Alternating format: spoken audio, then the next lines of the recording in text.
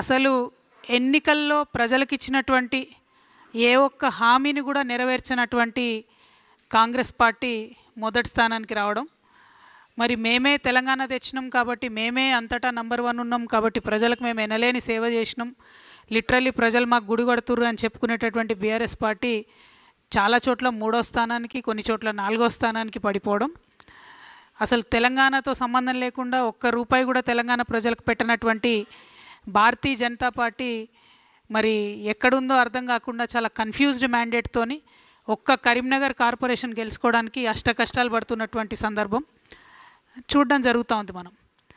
అంటే ఇందులో మాలాంటి న్యూ ప్లేయర్స్ అనుకోకుండానే మాట ఎందుకంటున్నా అంటే తెలంగాణ అస్తిత్వ పరిరక్షణ కోసం 20 సంవత్సరాలుగా పనిచేస్తున్నటువంటి జాగృతి, అనేక తెలంగాణ అంశాల కోసం పనిచేస్తున్నటువంటి జాగృతి, మేము ఇప్పటికే రాజకీయ పార్టీగా మారబోతూ ఉన్నాం, ఒక కొత్త రాజకీయ శక్తి ఈ రాష్ట్రంలో రాబోతుందని ప్రకటించి ఉన్నాం. ఆ ప్రకటనతో ఉత్తేజితులైనటువంటి అనేక మంది మా కార్యకర్తలు పోటీ చేస్తామనేటటువంటి ఒత్తిడి మా మీద తేవడంతో చివరి నిమిషంలో మేము ఆల్ ఇండియా ఫార్వర్డ్ బ్లాక్ అన్న వాళ్ళతో కలిసి మరి ఎన్నికల్లో పోటీ చేయడం జరిగింది.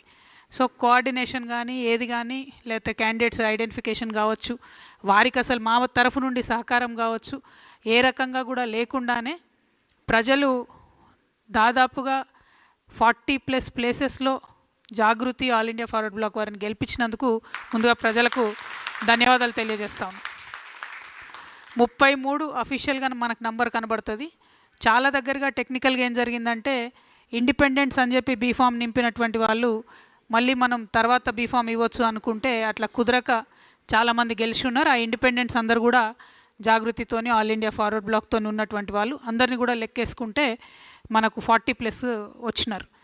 అదేవిధంగా ఒక మున్సిపాలిటీ, వడ్డేపల్లి మున్సిపాలిటీలో క్లియర్ మ్యాండేట్ వచ్చినా కూడా వెంటనే కాంగ్రెస్ పార్టీ అదేవిధంగా అనేక ఇతర పార్టీలు కలిసి ప్రలోభాలకు గురి చేయడం, మరి ఆ రిజల్ట్ రేపు ఎట్లా అవుతుందో తెలియదు, ఆ చైర్మన్ ఏ పార్టీ అన్నట్టు ఎట్లా వస్తుందో కూడా తెలియదు, కాబట్టి దాని గురించి నేను మాట్లాడట్లేదు.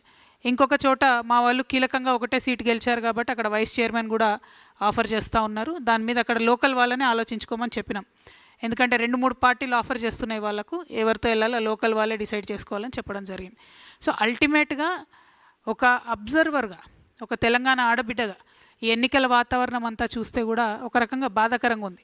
ఎందుకంటే ముఖ్యమంత్రి గారు పోయినసారి ఎన్నికలలోనే నేను చెప్పడం జరిగింది, మీరు కంప్లీట్గా చట్టాలను ఉల్లంఘించి ఎలక్షన్ కమిషన్ యొక్క అన్ని రకాలైనటువంటి పరిమితుల్ని అధిగమించి మీరు పంచాయతీలలో ఎన్నికలైనప్పుడేమో ప్రభుత్వ ఖర్చుతోని మున్సిపాలిటీలలో ప్రచారం చేస్తున్నారు, మున్సిపాలిటీలలో ఎన్నికలైనప్పుడేమో ప్రభుత్వ ఖర్చుతోని మీరు గ్రామాలలో ప్రచారం చేస్తున్నారు. ఏ రకంగా చూసినా మీరు అన్ని రకాలుగా రాజ్యాంగబద్ధమైనటువంటి చట్టాలన్నింటినీ అతిక్రమిస్తూ ఉన్నారు. దానికి ఎలక్షన్ కమిషన్ ఏమనట్లేదు, దానికి ప్రధాన ప్రతిపక్షం ఏమంటలేదు. అవి ఒక పక్కన పెడితే అసలు పట్టణాలలో కాంగ్రెస్ పార్టీ చేసిన అభివృద్ధి ఏంది అనే ప్రశ్న కూడా వేయడం లేదు.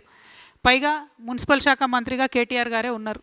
అంతకుముందు నేను మున్సిపల్ శాఖ మంత్రిగా మొత్తం అన్ని మున్సిపాలిటీలని తీర్చిదిద్దినా అని చెప్పినటువంటి కేటీఆర్ గారు మరి అలా 16 స్థానాలు వచ్చినా 17 స్థానాలు రాగానే మాకు ఈ మాత్రం వచ్చుడే ఎక్కువ, ఆనాడైతే కాంగ్రెస్కి అది కూడా రాకుండా చేసినాం మేము అని చెప్పి ఆయన చెప్తా ఉన్నారు.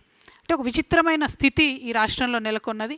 డెఫినెట్గా ఈ రాష్ట్రంలో ప్రజలు మాలాగా కొత్తగా ఒక మంచి ఎజెండాతో వచ్చే వాళ్ళకు స్వాగతిస్తారనేటటువంటి విషయాన్ని నిన్నటి ఎన్నికల ఫలితాలు రుజువు చేసినాయని చెప్పి నేను బలంగా నమ్ముతా ఉన్నా.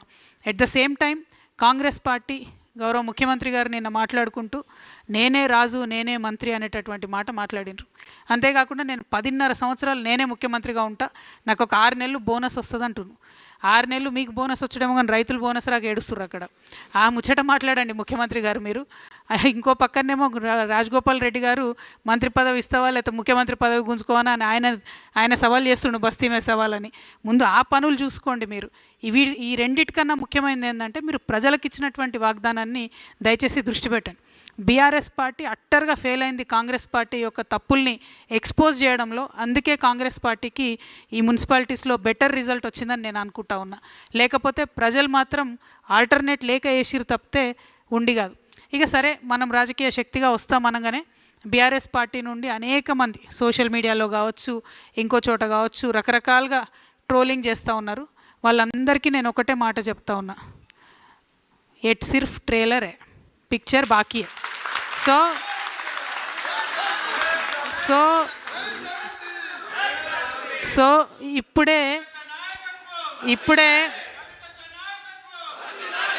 ఇప్పుడే తొందరపడి మాట జారకండి, కారు కూతలు కుయ్యకండి, ఇప్పటికన్నా సరిదిద్దుకోండి. ఉద్యమకారులను పట్టించుకోలేదు, వాళ్ళ పక్షాన్ని నేను మాట్లాడితే ఎటువడతట్టు నా మీద మాట్లాడుతూ ఉన్నారు. మీరు పట్టించుకోకపోగా కాంగ్రెస్ ఇస్తానన్న వాగ్దానాలు నెరవేర్చడం కోసం నేను మాట్లాడితే ఉల్టా నా మీద మాట్లాడితే ఏమవుతుందంటే గిట్లనే అవుతుంది రిజల్ట్. కాబట్టి సరి చేసుకోండి, మీ పద్ధతులు సరి చేసుకోండి, ఆరోగ్యన్స్ తగ్గించుకోండి, ప్రజల మధ్యలో ఉండే ప్రయత్నం చేయండి. At the same time Congress పార్టీని కూడా మేము డిమాండ్ చేస్తూ ఉన్నాం, ఏవైతే హామీలు మీరు ఇచ్చారో అవి నెరవేర్చడానికి మీకు ఒక అసెంబ్లీ వస్తూ ఉంది. ఇప్పుడు అసెంబ్లీ పెడతా ఉన్నారు బడ్జెట్ సెషన్, అందులో అన్నీ కూడా మీరు హామీలు నెరవేర్చాలని చెప్పి నేను కోరుతా ఉన్నాను. ఇంకొక విచిత్రమైన పరిస్థితిని మనం గమనించాం. ఇక్కడ ఒక్కొక్క మున్సిపాలిటీలో ఒక్కొక్క రకమైన పొత్తు, కానీ మేజర్ మున్సిపాలిటీల్లో మాత్రం నార్త్ మొత్తంలో కూడా బీజేపీ బీఆర్ఎస్ అన్నట్టుగా కనబడుతూ వచ్చింది, సౌత్ మొత్తం కాంగ్రెస్ ఎక్కువ కనబడ్డది. నేను ఇదివరకు కూడా చెప్తూ వచ్చిన నా పొలిటికల్ అబ్జర్వేషన్ ప్రకారం బీజేపీ బీఆర్ఎస్ పొత్తుకు ఇది తొలి మెట్టుగా నేను భావిస్తూ ఉన్నా. మరి ఇక్కడ నుంచి ఎట్లయితుంది ఏంది అన్నది అబ్జర్వ్ చేస్తూ ఉండాలి, కానీ తొలి మెట్టుగా నేను భావిస్తూ ఉన్నా. ఇంకొక మాట కూడా నేను చెప్తా ఉన్నా, నిన్న కేటీఆర్ గారు మాట్లాడుతూ సిపిఐ పార్టీ కార్మికుల హక్కుల కోసం బాగా పనిచేసింది కాబట్టి కొత్తగూడెంలో నేను ఓపెన్ ఆఫర్ ఇస్తున్నా అని చెప్పారు. అంటే బీఆర్ఎస్ పార్టీ ఎంత దుస్థితికి వచ్చిందంటే, మనం ఇదివరకు సిపిఐ సిపిఎం పార్టీని తోక పార్టీ అనేది బీఆర్ఎస్ వాళ్ళు, అంటే ఇప్పుడు ఆ తోక పార్టీకి తోకగా మారిపోయింది బీఆర్ఎస్ పార్టీ. వాళ్ళు అడగనే లేదు, వీళ్ళే ఓపెన్ ఆఫర్ ఇచ్చి మేమే ఇస్తాం పొత్తు అని చెప్తారు. కానీ ఇక్కడ నాకున్న అభ్యంతరం ఏంటంటే, సిపిఐ పార్టీకి సంబంధించి ఏఐటియుసి వాళ్ళు సింగరేణిలో అన్ని హక్కులను కూడా పొడగొట్టిరు, కార్మికులకు ఉన్నాయి. ఒకటి కాదు రెండు కాదు, లెక్క పెడితే ఒక 20 హక్కులు కార్మికులకు ఉన్నాయి, పోగొట్టిరు వాళ్ళు.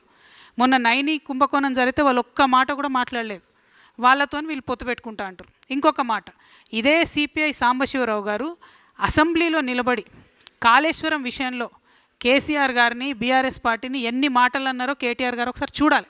చూసినాక కూడా పొత్తు ఓపెన్ ఆఫర్ అంటే మరి ఆయన చేసిన ఆరోపణలన్నిటికీ బీఆర్ఎస్ పార్టీ ఒప్పుకున్నట్టు అవుతుంది.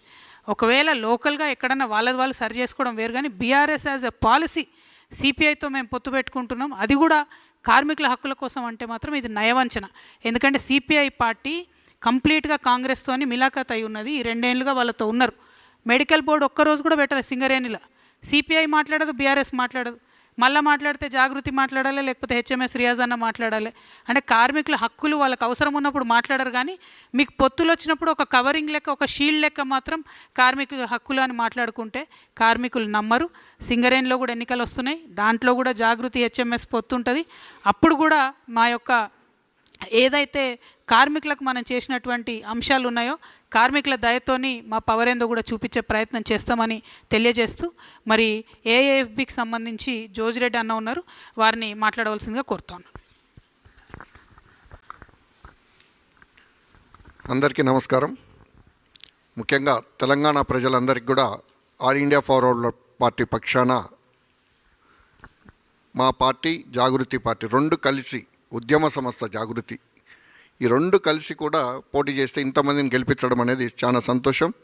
అదేవిధంగా వారందరూ కూడా ప్రత్యేకంగా కృతజ్ఞతలు. ఈరోజు చాలా విషయాలు